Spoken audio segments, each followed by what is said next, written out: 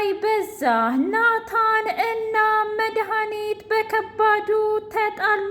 ፊት ለፊት ተፋጠጡ። ኤቢ ደነገጠች። ኤቢና ዳጣ ምን እየተካሄደ ነው እያሉ ጥያቄያቸውን ቀጠሉበት። ናታን ከባድ ማስጠንቀቂያ ሰጣት ለመድኃኒት።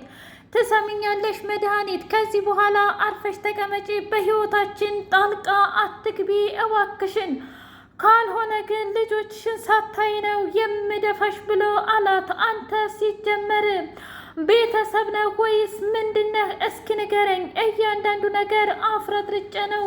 ደረጀ ምን እየተካሄደ ነው? በቃ ህይወቴ በሙሉ ምስቅልቅሉ ወጣ እያለ በጣም ተናደደ። ናታን አሁን ሁሉም ነገር ስላበቃ ይበቃል፣ መረጃውን በሙሉ አጠፋላታለሁ ብሎ ሲል እንደሱ መሆን የለበትም።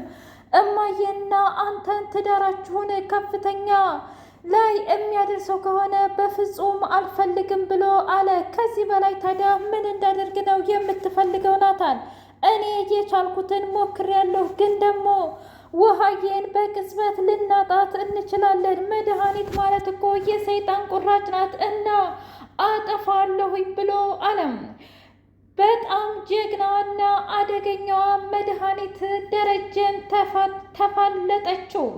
እኔ አንተን አልፈራህም፣ አንተ እኮ ነጭ ሽበት አብቅልሃል። ትሰማኛለህ? እውነት ለመናገር እኔ እኮ ቢያንስ ከኤቢ ትንሽ ብበልጥ ነው እንጂ በፍጹም እኔ እንዳንተ አሮጌ ሽማግሌ ወይም አሮጊት ሽማግሌ አይደለሁም ብላ አለችው። እስኪ ይህን ሁሉ ጉድና ይህን ሁሉ ስቃይ ለምንድን ነው እህቴ እንድታሳልፍ የፈለከው? እኔ መድኃኒት በፍጹም ላንተ አልሸነፍለህም ብላ አለችው።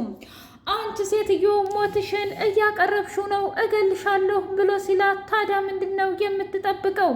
እኔ እኮ እንድትገለኝ እድል ሰጥቼ ነበር፣ ካልሆነ ግን ህይወትህን የቁም ስቃይ ነው የማደርግብህ ብላ አለችው። አንቺ ማነሽና ብሎ ሲላት፣ እኔ ማንም ልሁን ማንም ምንም አይመለከትህም፣ እሱ የራሴ ጉዳይ ነው። ግን ደግሞ አንተ እህቴን እንዳሰቃይሃት እኔም ብሆን አሰቃይሃለሁኝ ብላ አለችው። የእውነት የአንችን ስቃይና መከራ ራሱ አበዛብሻለሁ ብሎ ሲላት፣ ከዚህ በላይ ምን ታደርጋለህ? እስኪ ንገረኝ፣ የቀረስከውን ቪዲዮ እስኪ የእውነት ይህን ሁሉ አየኸው? ቆይ ምን አይነት ወራዳ ሰው ነህ? እኔ እኮ አቅፋሃት የምታድረው ሚስትህ እህት ነኝ እና ታዲያ ማለት እኮ ነኝ። ንገረኝ እስኪ፣ ከእህቴ እኮ 2 ልጆች አፍርተሃል። ታዲያ ይሄንን ስትቀርጽ አታፍርም ወይ ብላ ስትለው፣ ትሰሚኛለሽ፣ አንቺም አላፈርሽም። ህይወታችንን ለማመሰቃቀል ምንም አይነት ጸጸት አልተሰማሽም። እኔ ደግሞ የአንቺን ቪዲዮ አላየሁም ብሎ ሲላት፣ ኧረ እባክህ ታዲያ መኝታ ክፍሌ ድረስ መጥቶ ማን ሊቀርጸኝ ይችላል? ወይስ ደግሞ የወደፊትህ የልጅህ አማች ናታን ተብዬው ነው? በቃ አሁን ተወኝ ብላ መድኃኒት ያታለለችበትን ፓርት በከባዱ ታየ። ውሃዬን ኬክ ገዝታ ስትመጣ ውሃዬ ደግሞ ውጭ ላይ እየተጫወተች፣ አክስቴ አንቺ እኮ በጣም ጥሩ ሰው ነሽ፣ ግን ደግሞ እኔን ሁሌ ትቆጭኛለሽ ብላ ስትል፣ ዛሬ እንኳ አልቆጣሽም፣ እስኪ ይህንን ኬክ ተመልከቹ ብላ ስትላት፣ አዎ ኬኩን እውነት ለመናገር አየሁት እና በጣም ነው የሚያምረው ብላ አለች። እንደዛ ከሆነ ታዲያ ለምንድን ነው ይሄን ኬክ የማትበይው ብላ ስትላት፣ አምጪ እንግዳስ ልብላው አለቻት። አይ እዚህ ላይማ አይደለም እና ታዲያ የት ነው? የት መሰለሽ? ነይ ላሳይሽ ብላ አንዷ ክችን ውስጥ አስገብታ ዘጋችባት። ደረጀን ደወለችና እንግዲህ ውሃዬ እኔ ጋር ናት፣ የያዝክብኝን መረጃ በሙሉ ታጠፋለህ፣ አልፎም ተርፎም ደግሞ እኔ ለማርቲ ስናገር ቁመህ ታዳምጣለህ ብላ አለችው። ካልሆነ ልጅህን በህይወት አታገኛትም ብላ ስትል የወላድ መሀን ሆንኩኝ እያለች ማርቲ ዝም ብላ ታብዳለች። እባክህ ደረጀ፣ እኔ የምፈልገው ልጅን ብቻ እንድታመጣልኝ ነው። ልጅ እኮ ምንም ነገር አታውቅም። እህን ጊዜ እያታለሏት ነው፣ እህን ጊዜ እያሰቃዩት ነው የሚገኘው። እናም እባክህን እያለች መለመኑን ስትቀጥልበት፣ እባክሽ ማርቲ፣ ቆይ እኔ ለአንቺ ቃል ገብቼልሽ መቼ ነው አሳፍሬሽ የማውቀው? አንቺ በፈለግሽበት ሰዓት አሁን አመጣታለሁኝ። እንደውም እድሮ ሰፈራችን ልትሆን ስለምትችል ስልክ ልደውል ብሎ ስልክ ለመደወል ሄደና ማንቁርቷን አነቃት መድኃኒትን። ምን ፈልገህ ነው አንተ ሰውዬ? እኔን ከገደልከኝ እመነኝ ሁሉም ሰው መጥቶ አንተን ይገልሃል ብላ ስትል እኔ መቼ እንዲገሉኝ እፈቅድላችኋለሁ? አንቺን ሳልገል በፍጹም እኔ አልሞትም ብሎ አላት። እንደዛ ከሆነ ታዲያ ምን ችግር አለው? አንተ ትሞትና ከዛ በቀጣይ ደግሞ እኔ ሞታለሁኝ። እንደውም ታውቃለህ ሌላ ሳይሆን እውነት ለመናገር የገዛ ማርቲናት የምትገለን። እንደውም እውነቱን ፍርጥርጥ አድርጌ ከነገርኳት በኋላ የፈለገችውን ታንጣ። ልጅሽን ያገትኩት እኔ ነኝ፣ ግን ደግሞ እውነቱን ለማውጣት ነው ብዬ እነግራታለሁኝ ብላ አለች። ሰላም ሰላም! ውድና የተከበራችሁ የህያ ቤቴ ቤተሰቦች እንዴት ናችሁልኝ? ሁሉ ሰላም፣ ሁሉ መልካም። እኔ እግዚአብሔር ይመስገን ሰላም ነኝ፣ ደህና ነኝ። ለዚህ ቻናል አዲስ የሆናችሁ ሰብስክራይብ እያደረጋችሁ ቤተሰብ የሆኑ ነበር ቤተሰቦቼ ስለምትከታተሉኝ እጅጉን አድርጌ አመሰግናለሁ። እጅግ አስተማሪውና አጓጊው ዳጣ ድራማ እንደቀጠለ ይገኛል። ናታን፣ ዳጣ፣ ኤቢ ዝም ብለው ወጣ ገባ እያሉ እባክህን ንገረን ምን እየተካሄደ እንደሆነ ትነግረናለህ ሆይ ብለው አሉት። እስኪ ንገረን፣ ውሃ እኮ እስካሁን ድረስ በፍጹም እየመጣች አይደለም። ታዲያ ምን እያልክ ነው ብላ ስትል ባክሽ ምንም ነገር አይፈጠርም። በዛ ላይ ደግሞ አንድ ነገር ልንገርሽ፣ እውነት ለመናገር እኔ ያለችበትን ቦታ አውቃለሁኝ፣ ግን ደግሞ ልነግርሽ አልችልም። ምን ማለት ነው ደግሞ ይሄ? አባዬ አስጠንቅቆኛል። ስለዚህ ያለችው ነገር ትክክል ነው። ምጥን ምን ማለት ነው? አዎ ምጥንዬ፣ እውነት ለመናገር መድኃኒት ኬክ ገዝታ ወስዳታለች ለብቻዋ ብላ ነበር። ናታን ምን እያደረክ ነው? እኛ እኮ በጣም ደንግጠናል። ከመቼ ድረስ ነው የምትደብቀው ይህንን ነገር? የእውነት በጣም ታሳፍራለህ ብላ አለችው።